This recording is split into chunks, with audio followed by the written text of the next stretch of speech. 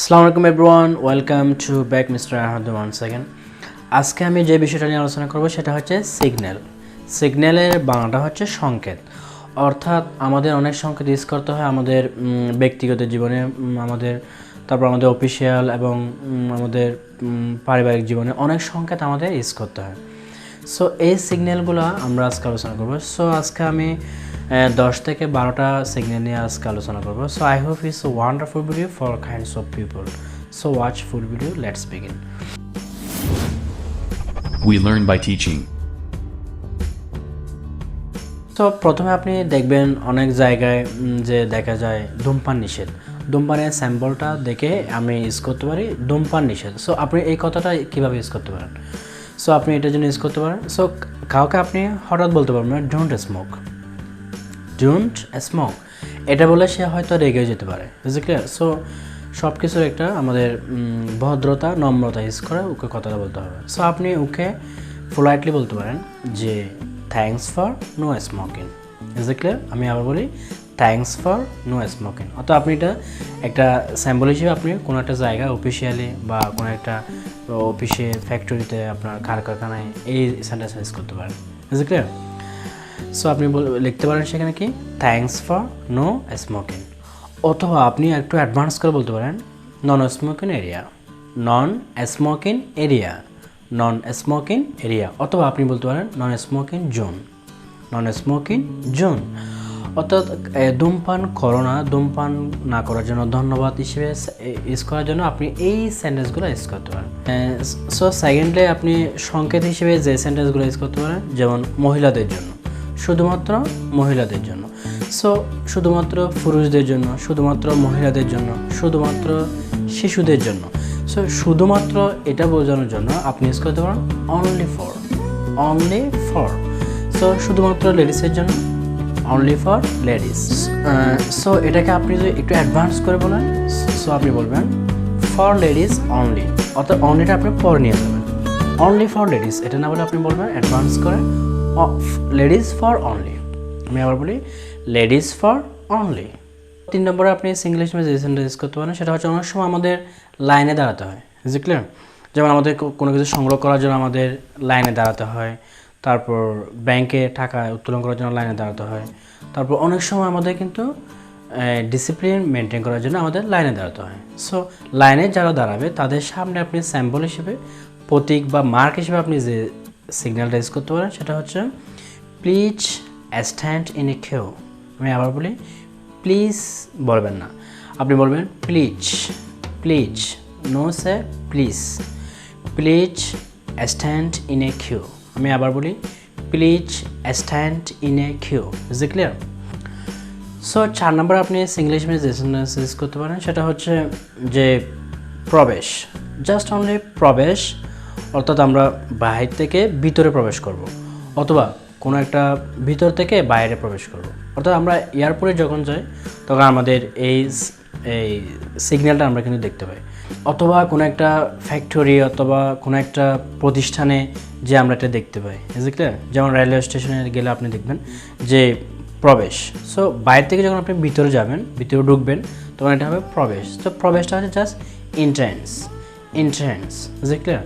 So বাইরে হলে কী হবে এক্সিট, এক্সিট। সো প্রবেশ নিষেধ। অনেক সময় দেখা যাবে যে মানে একটা পার্কিং আছে, পার্কিংয়ে এখানে প্রবেশ নিষেধ।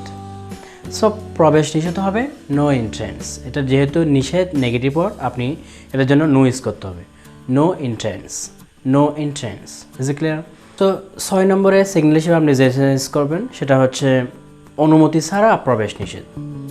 সো অনুমতি ছাড়া প্রবেশ নিষেধ হলে এটা ইংলিশে আপনি স্যাম্পল হিসেবে ইউজ করতে পারেন নো এন্ট্রি উইথাউট পারমিশন। আমি আবার বলি no entry without permission, no entry without permission, অর্থাৎ অনুমতি ছাড়া প্রবেশ নিষেধ।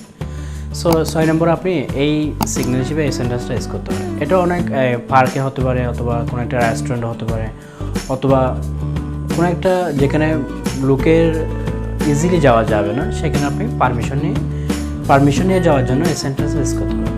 তো 7 নম্বরে যেটা আমাদের খুব পরিচিত যে ভাড়া দেওয়া হবে। আপনি একটা বিল্ডিং তৈরি করছেন যে এখানে ভাড়া দেওয়া হবে। সো এটা সিম্পলি অফিস ভাড়া দেওয়া হবে, তারপর বাড়ি ভাড়া দেওয়া হবে, তারপর এই যে সিম্পলি আপনি টু লেট, এটা কিন্তু খুব সিম্পলি আমরা সকলে জানি, ভেরি সিম্পল।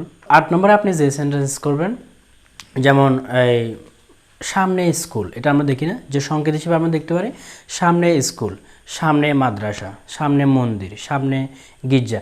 এই যে অনেক সময় আমরা দেখি যে সামনে এটা, সো গাড়ি আসতে চালান, এটা কিন্তু আমরা অনেকে, এটা আমরা কিন্তু রাস্তায় দেখি। সো এটা আপনি ইংলিশে স্যাম্পল হিসেবে ইউজ করতে পারেন। স্কুল আহেড, আমি বলি স্কুল আহেড, সো গাড়ি আসতে চালান, এটা কি ইংলিশ কী হবে?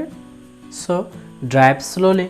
তাহলে আপনি পুরো সেন্টেন্সটা এভাবে বলতে পারেন, school ahead so drive slowly. আমি আবার বলি school ahead so drive slowly. Is it clear? So আপনি 9 নম্বরে যে সেন্টেন্সটা ইংলিশে মিস করবেন সেটা হচ্ছে, অনেক সময় দেখা যায় যে রাস্তার কাজ চলতেছে, সো রাস্তা ব্লক অথবা রাস্তা বন্ধ, এটা আপনি ইংলিশে বলতে পারেন রোড ব্লক, নর্মাল এটা বলতে পারেন। অথবা আরেকটু যদি এটা বলেন, না আরেকটা সেন্টেন্স দিয়ে যদি আপনি বলতে চান road closed, is it clear? So 10 নম্বরে আপনি সিগনাল হিসেবে আরেকটা সেন্টেন্স, যেমন দেখেন এখানে পার্কিং নিষেধ, so no parking here, is it clear? Normal আপনি বলতে পারেন নো পার্কিং হেয়ার, অথবা ইটস নট পার্কিং এরিয়া। আপনি আরেকটা সেন্টেন্স করতে পারেন কি, it is not parking area. So 11 নম্বরে আপনি ইংলিশ যে সেন্টেন্স করতে পারেন সেটা হচ্ছে বাম পাশ দিয়ে চলুন, সো এটা ইংলিশে হবে কিপ টু দ্য লেফট। তাহলে আপনি এটা হচ্ছে ইনস্ট্রাকশনমূলক, অর্থাৎ নির্দেশনামূলক একটা সেন্টেন্স। যেমন আপনি আরও বলতে পারেন এই ডান দিকে ঘুরো, তাহলে কী হবে টার্ন রাইট, বাম দিকে ঘুরো টার্ন লেফট, সামনে যাও গো আহেড। তারপর আপনি 12 নম্বরে যে সেন্টেন্স ইউজ করতে পারেন, যেমন অনেক সময় ব্রিজের কাজ চলতেছে, অথবা অনেক সময় দেখা যাবে যে ব্রিজ খুব দুর্বল হয়ে পড়েছে, যে ভারী যানবাহন চলাচল বন্ধ, সো ভারী যানবাহন চলাচল নিষেধ। সো এটা আপনি ইংলিশে কীভাবে বলতে পারেন? সো এটার জন্য বলতে পারেন heavy vehicles are not allowed. আমি আবার বলি vehicles aren't allowed, heavy vehicles aren't allowed, অর্থাৎ ভারী যানবাহন নিষেধ। নর্মাল গাড়ি চলতে পারবে, যেহেতু ব্রিজটা অনেক সময় ভেঙে যেতে পারে সেজন্য। সো এই সিগনাল হিসেবে আপনি এই সেন্টেন্সটা ইউজ করতে পারেন। 13 নম্বর আপনি যে সেন্টেন্স করবেন, যে রাস্তা পার হও, অনেক সময় জেব্রা ক্রসিং দিয়ে রাস্তা পার হও, সো এখানে আপনি একটা সিম্বল ইউজ করতে পারেন, যেমন সিগনাল ইউজ করতে পারেন, সেটা হচ্ছে ক্রস দ্য হেয়ার,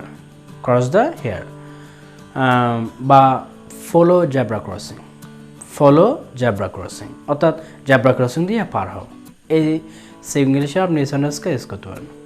14 নম্বরে আপনি সিগন্যাল হিসেবে যে সেন্টেন্সটা ইউজ করতে পারেন সেটা হচ্ছে, যেমন নর্মালি আপনি সেন্টেন্সটা, যেমন গাড়ি আসতে চালান, সো এটা হবে ড্রাইভ স্লোলি।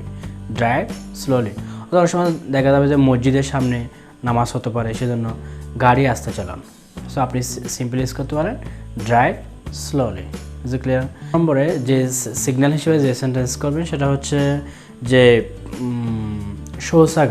শৌচাগার হিসেবে আপনি ইউজ করতে পারেন WC। এবং আমরা আরও দেখি যে আমরা ঢাকা টু চিটাগং ঢাকা আমরা যখন ট্রাভেল করি তখন আমাদের কিন্তু বিশ্রাম নিতে হয়। সো বিশ্রাম নেওয়ার জন্য আমাদের কী লাগে? বিশ্রামাগার। সো বিশ্রামাগার হিসেবে আপনি ইংলিশে ইউজ করতে পারেন ওয়াইটিং রুম। তো বিভিন্ন ক্ষেত্রে বিভিন্ন পজিশনে আমাদের ডেইলি লাইফে এই সিগন্যালগুলো আমাদের কিন্তু ফলো করতে হয়। সো এখানে 12টা সিগন্যাল দেওয়া আছে, you can put down it and practise it at one's time. I hope it's also beneficiary for kinds of people. So now bye, take care, Allah Hafiz.